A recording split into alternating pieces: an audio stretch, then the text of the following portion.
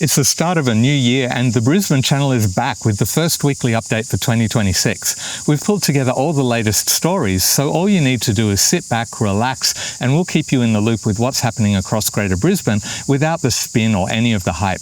I also have 10 double passes to give away to a new Aussie film directed by Rebel Wilson, hitting Brisbane cinemas in January. This video is sponsored by YB Painting Services, but more on that later. Let's jump into the updates. Hey, AR Young here, and I'm the guy who edits this idiot's videos. And I just needed to jump in for a moment just to make it clear, give a bit of an explanation so that you don't think that I've done a really bad job.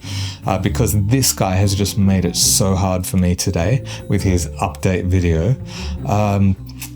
He said that he wanted to start visiting different locations around Greater Brisbane to do his talking head shots for the update videos in 2026. But he's just picked the worst possible location. The cicadas in this spot are ridiculous. They are so loud that there is nothing I can do to fix the audio, get rid of the cicadas while still making his voice intelligible. It's just a nightmare. And this whole shoot that he's gone and done has just given me so much work. You just wait for the bloopers and you'll see how amateur this guy is. He just does not know what he's doing. And I'm the guy who has to fix everything for him. So if this video is not great, don't blame me. It's all his fault. Adam has messed up today big time. All right, anyway, I just had to say it, okay? Yeah. We'll start with some broader updates that will affect you no matter which LGA you live in. Queensland Police have ramped up enforcement against illegal and unsafe use of e-scooters and e-bikes heading into summer. Between early November and late December, more than 2,100 fines and over 100 vehicle confiscations were issued under Operation Surety, targeting non-compliant riders, with riders fined for not wearing a helmet or wearing one incorrectly, riding on a prohibited road, carrying a passenger, speeding, and failing to stop when required. We did a video on what the rules are some time ago, which I'll link here in the video description and at the end of the video. The crackdown comes amid a surge in injuries and fatalities linked to personal mobility devices, or PMDs. Recent reporting highlights a sharp increase in hospitalisations and at least 9 confirmed deaths in PMD-related incidents in Queensland in 2025 alone. The government is currently conducting a parliamentary inquiry, with the report due in March 2026, which will examine safety standards, enforcement limitations, and whether new legislation is needed. Of course, you'll find all the details here on the Brisbane Channel as soon as the report is released, so make sure you're subscribed with all notifications enabled so you're among the first to know, not just about this, but all the other important issues that affect life in Greater Brisbane. With the Olympics just over the horizon and a lot of work to do between then and now, analysts are warning that a continued shortage of skilled workers may impact the rollout of major projects, both Olympic and non-Olympic. The state's Auditor General has suggested there may be both time and cost blowouts to major infrastructure projects due to shortages in key trades. Data from Construction Skills Queensland forecasts an estimated average shortage of 18,200 workers over the next 8 years. The peak shortage is expected in the 2026-27 financial year, with the state falling about 50,000 workers short. Despite the predictions, the Deputy Premier Jared Blay says he's still confident the Olympic infrastructure can be delivered on time and within the promised $7.1 billion budget. While we'll be following to see how that pans out, some may wonder how a laser focus on delivering Olympics venues will affect other construction projects over the next decade if the worker shortages aren't addressed. Stay tuned.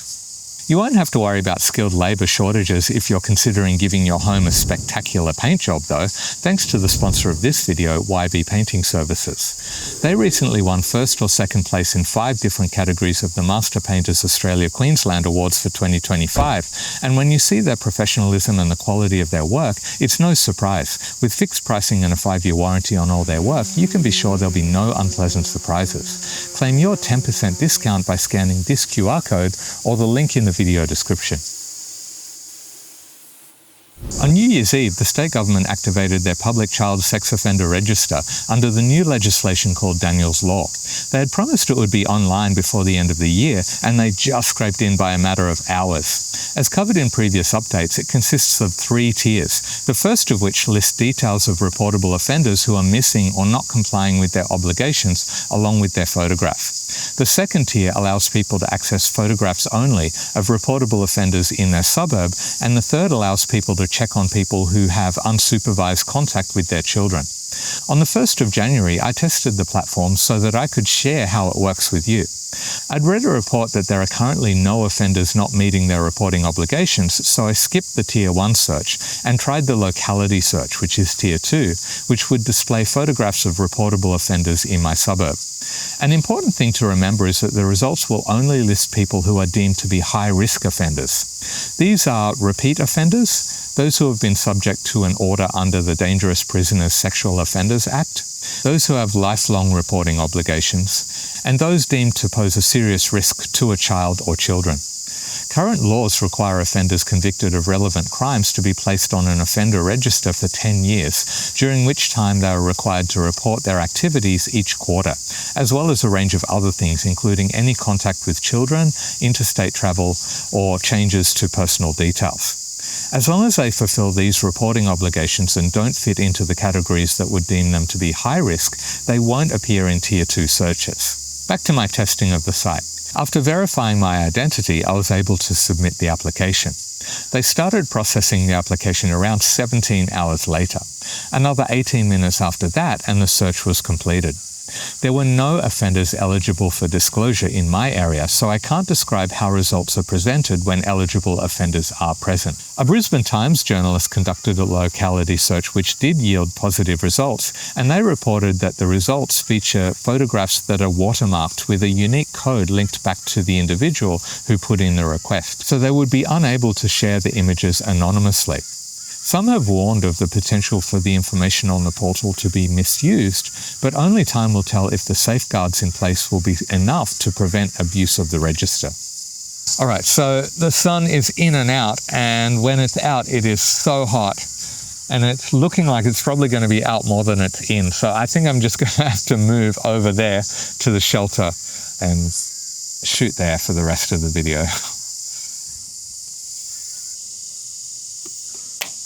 Oh, nice work, Adam. I just dropped my phone onto the cement because it fell off the teleprompter because I was adjusting the angle like an idiot, didn't secure the phone, and I've cracked all the front of the screen.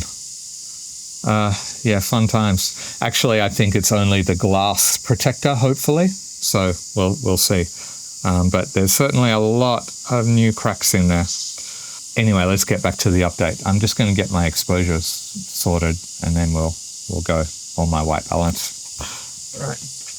Moving to the LGA specific updates, and some Brisbane residents have reported a noticeable increase in missed bin collections over the past few years, with red bin complaints up nearly 80% since 2022, according to Queensland Labor's local opposition leader Jared Cassidy. Opposition councillors argue issues stem from the failure of the Lord Mayor to hold the contractor, Veolia, to account, citing feedback from garbage collectors that mention unreasonable KPIs, lack of supervisory staff and worsening pay and conditions, leading to workforce attrition. Councillor Cassidy also blames planning failures that make garbage trucks harder to navigate due to congestion and parked cars. A spokesperson from the council has said that while street access and parked cars can present challenges to the trucks, around 99.9% of bins are collected on time, and when one is missed, it's usually collected within 24 hours. It's still here, made a phone call to the council, said it'd be picked up in 2 business days, and it's the 4th business day later, so it hasn't still not been picked up. They point out that the missed bin reporting cut-off time was recently changed from 4 p.m. to 2 p.m. so that trucks could respond while still on the road, saying this makes the opposition's comparisons of the number of calls reporting missed bins misleading. I spoke with both the council majority and the opposition, but for full disclosure, I did not contact the contractor Veolia for comment after attempts by larger media outlets did not receive a response. The introduction of green bins as standard was initially intended to reduce waste going to landfill to cut waste levy fees payable to the state government, but that requires reliable collection of the green bins to have full impact. This is my green bin. Ever since the implementation of the green bin, since the 1st of November, they have never collected it on time. I've had to ring 3 times and not always do they come. And the bin, the rubbish, the green waste now goes into a bag into my red bin. As issues with Brisbane City Council's bin collections are raised, Moreton Bay Council has celebrated 1 year of their garden organics waste program introduced in December of 2024. The program has been taken up by over 125,000 households and has helped divert over 32,000 tonnes of organic waste from landfill. That's the weight of about 21,000 cars and enough to fill 13 Olympic swimming pools. Around 10 new households are joining the Garden Organics service each day, which costs $70 each financial year. Another environmentally friendly project in Moreton Bay making headlines is energy provider LGI's landfill gas to renewable hybrid project, which has scooped 2 major awards for its innovation, including Excellence in Project Innovation at the recent 2025 Institute of Public Works Engineering Australasia's Awards. The project stores renewable energy created from landfill biogas at 3 council waste management facilities at Bunya, Caboolture and Dakaben, distributing the power to homes during peak usage times. It's a part of Moreton Bay's target to reach net zero emissions by 2039. Keeping with the waste management theme, and in Ipswich, the council has voted to review their waste and circular economy transformation policy. Under the initial policy, the council has pushed for stronger legislation and compliance, which resulted in reforms that require organics processing plants to enclose their operations, have increased air quality monitoring, bolstered court enforcement of regulations, and even led to the closure of Cleanaway's new Chum facility after odour incidents there.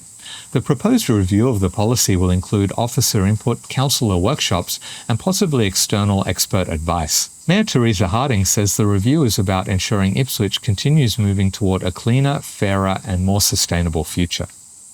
Over to Logan, where we've got some heartwarming human interest news. Queensland's smallest ever baby, born prematurely in Crestmead, has now been discharged home. Baby Charlie was born at 26 weeks and 2 days gestation and weighed just 374 grams, about the weight of a small mango. While other babies have been born in Queensland at similar or even smaller sizes, sadly they didn't survive. But little Charlie's a fighter, and advances in neonatal critical care helped give him the best chance at survival. And keeping the good feels going, in 2026, Logan Hospital will welcome back a team of furry companions to bring smiles to patients throughout the hospital wards.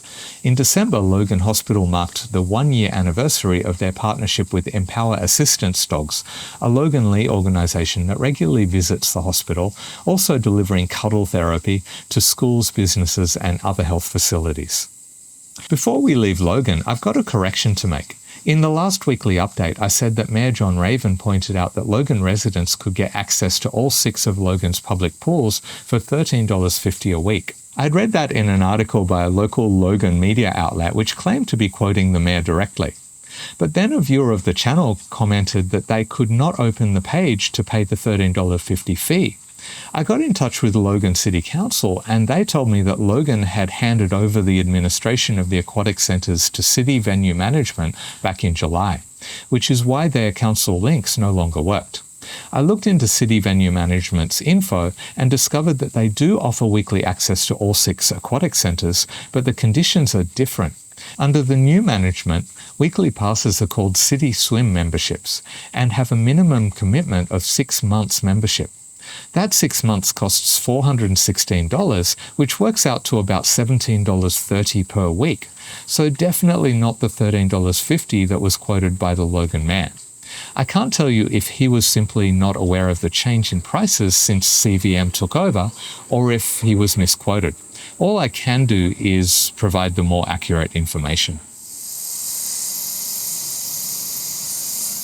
A quick reminder, if your business serves the people of Greater Brisbane, the Brisbane Channel may be the best place to reach new local customers. I'll be putting out more videos in 2026, which means more slots for you to get your business seen. Shoot me an email, adam@thebrizzychannel.com, and we can arrange a chat to work out if it's a good fit for you and the channel. Excellent businesses only, though. Back to the updates. In the Redlands, the council is working through recommendations made in an independent review into its response to ex-tropical cyclone Alfred in March last year. While several strengths in the council's response were identified, such as their proactive preparedness and strong interagency collaboration, there were also areas with room to improve.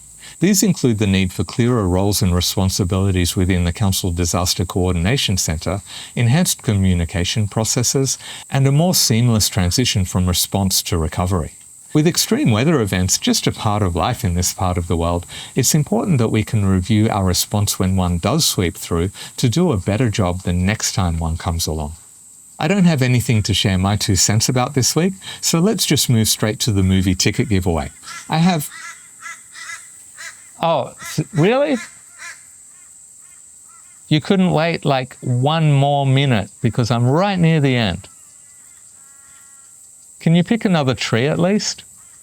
I don't have anything to share my 2 cents about this week, so let's jump straight to the movie ticket giveaway. I have 10 Admit 2 tickets to The Deb, an original musical comedy about 2 teenage cousins who dig deep to find self-acceptance and a date to the debutante ball in a small Australian country town. It's Rebel Wilson's hotly anticipated directorial debut. Full disclosure, I don't like musicals, but after watching the trailer, I even want to see this film. It looks really funny. I've linked to the trailer at the end of this video, so check that out and then head to the Brisbane Channel's Instagram, make sure you're following, I will check, like the post and tag one friend in your comment. I'll draw the winners in a live stream here on the Brisbane Channel on YouTube at 7 p.m. on Friday the 9th. Good luck. Come on, Cloud, come back. Come back and cover the sun. A Brisbane Times journalist conducted a locality search. A Brisbane Times journalist conducted a locality search. A Brisbane Times journalist conducted a locality search. A Brisbane Times journalist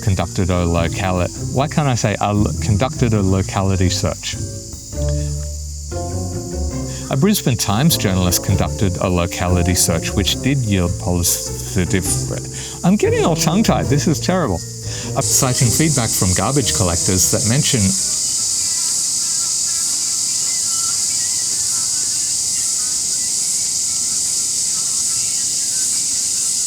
because when you walk in the beautiful outdoors with the sounds of nature, what you really need is a radio blasting in your pocket. All right. Where was I up to? Keeping with the waste management theme, and in Ipswich, the council has voted to renew their waste and circular economy transformation.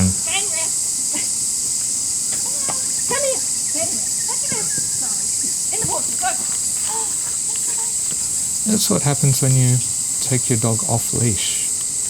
All right, let's get back to the video. I had read that in an article by a local. I'd read that in an article by a local Logan. Adam. It's Rebel Wilson's hotly anticipated directorial debut. Here's a link to the film's trailer, and I also promised that I'd put a link to this video earlier on e-mobility laws. Coming up will be a video outlining some exciting things in store for the channel this year, so keep your eye out for that one. It's going to be a good year. See ya.